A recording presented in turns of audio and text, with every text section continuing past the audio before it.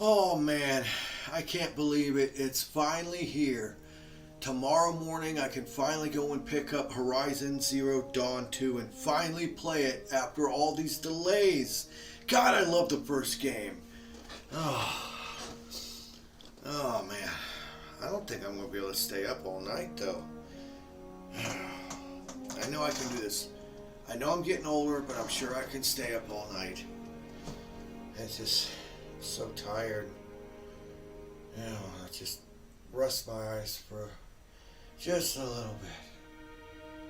Just a little bit.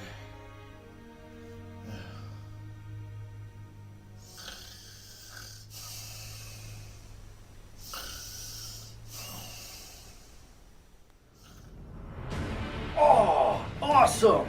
I'm actually in Horizon Zero Dawn 2. This is gonna be cool. I wonder what kind of neat new creatures I have to fight in this game. Whoa, my God! That's a huge pussy. Oh crap, it heard me. No! No!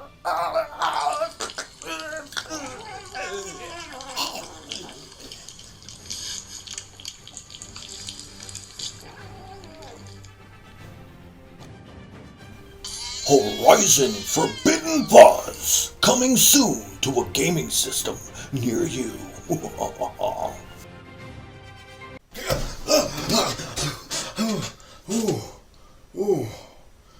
Oh God. Oh. Well, that was a nightmare. That's okay. I'm sure Horizon Zero Dawn 2 is going to be worth the wait.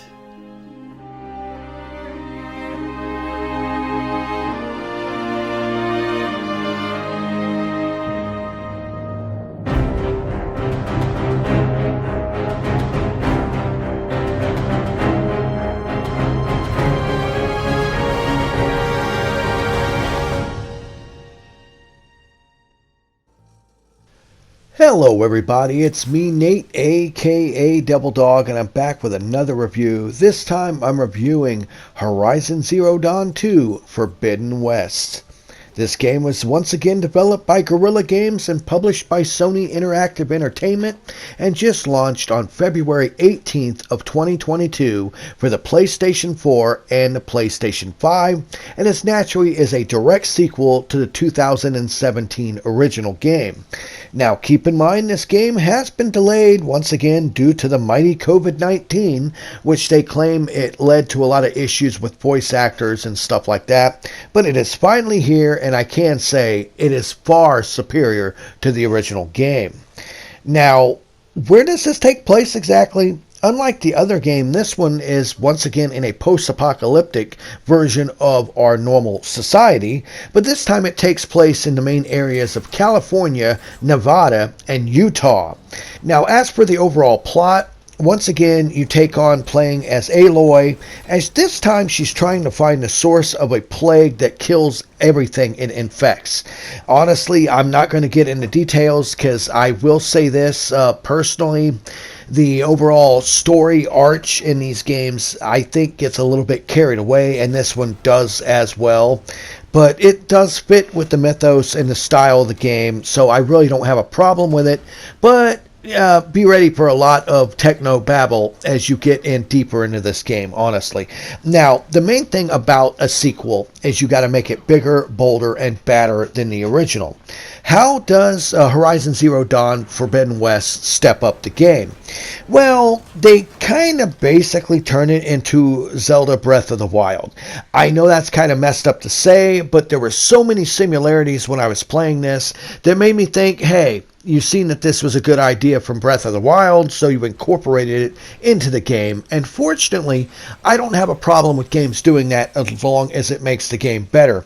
And in this one, I would say it does.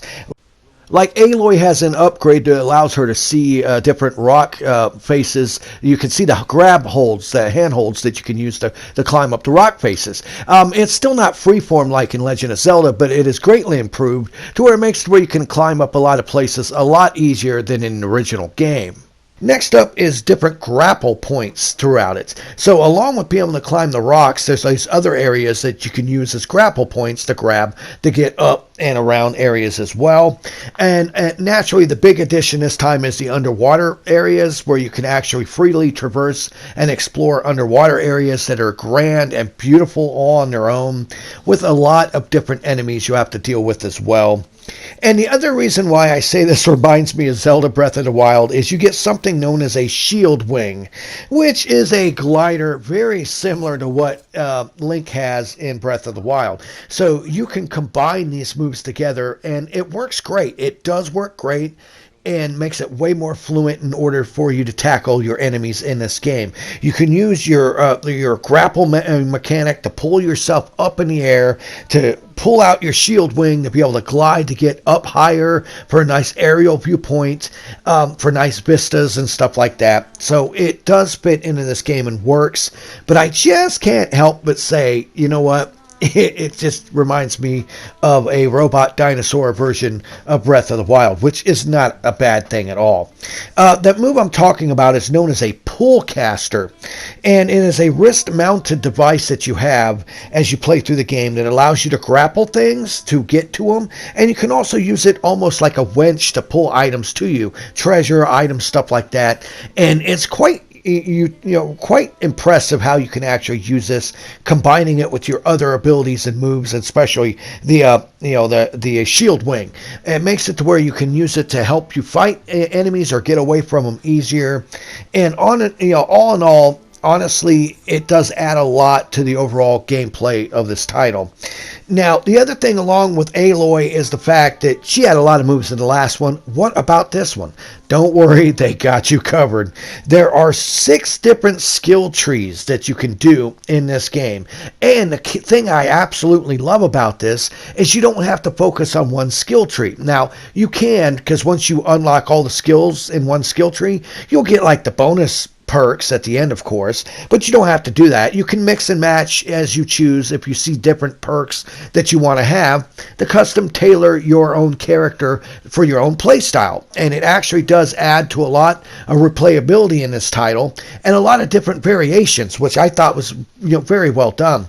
Now, each of these skill trees has give or take about 20 to 30 different skills per each tree, and like I said, you can mix and match them, and that's also including the stat boost you can get from different outfits that Aloy can pick up along her journey. So you can combine different perks that you get from her outfits that she wears along with the skills from the skill trees to really add to a lot of nice variation in terms of gameplay. Now, as for the overall game world size, I found it to be about the same as the original game, which is give or take about 40 miles in size, but they seem to pack a lot more stuff into it, and especially with your ability to be able to climb and traverse things a lot better, it really adds to where it has a lot more deepness, as I'm going to call it. Even though it's the same overall size, it's got a lot more stuff packed into that 40-mile area. Now, as for total game length, this game isn't going to be no 500-hour game. You can take that long if you choose to do everything and maybe platinum it. But, give or take, it's going to roughly be about 20 to 30 hours through your single-player story campaign mode to beat this game. There is no multiplayer, and I'm sure they will have DLC down the road, but currently it's just the main story right now, with probably naturally you will receive your day one patch, of course. That's kind of standard anymore, let's be honest. But like I said, 20, 30 plus hours minimum is not bad, and you can easily get over 60 to 80 out of this, no problem. I don't think 500, but nonetheless, it's pretty good. Guerrilla Games really went and packed a lot into this title. Honestly, the game world itself seems way more alive with all kinds of different people you come across in these towns. So it doesn't seem almost as, just you by yourself anymore. You have people that team up with you and help you out. I mean, all the different characters that give you these side missions that play out almost like Witcher 3's in the way they're so much way better than the first game. All the different collectibles that you can get as you explore the game world. These neat Tomb Raider-like puzzles that you can do in the outside world. And they even have this mini game that kind of reminds me of Gwent, but that honestly is very well built. And you add that to an overall much more impressive story with some big epic cutscenes, and they really went out of their way with this title. Now, the other thing I have to talk about, since this is only a PS4 and PS5 game, the PS4 is great and everything, but what does the PS5 really add to it? Well, other than the haptic feedback that you get from the PS5 controller, the only real other thing it adds to it is naturally due to the fact it uses the solid state drive. You have much quicker load times, almost instantaneous in a lot of zones, and you can either have a higher resolution or choose to go with a lower resolution and higher frame rate of up to 60 frames a second. Other than that, that's really the only additions the PS5 version has over this, and I can still say right now, I would still recommend, if you still have a PS4, just get the PS4 version. Save yourself $10+, just get you the PS4 version, because this game still looks stunning on the PS4. And honestly, their game engine is phenomenal, and this is really a good, fun game. In the end, can I recommend Horizon Zero Dawn 2 Forbidden West? Yes, I most certainly can. If you even slightly like the original, you will absolutely love this one. The only thing I can say is I think it gets a little convoluted with the story as you progress through it.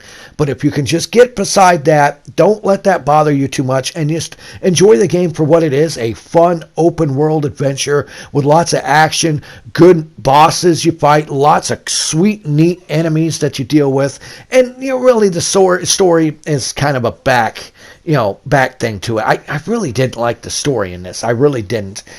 So my final thoughts of Aloy's new adventure has to be, hands down, a great improvement over the first game in just about every single way. I think it's a fantastic sequel to a original that was really good to start with, and I can highly recommend it to anyone who has a PS4 or a PS5.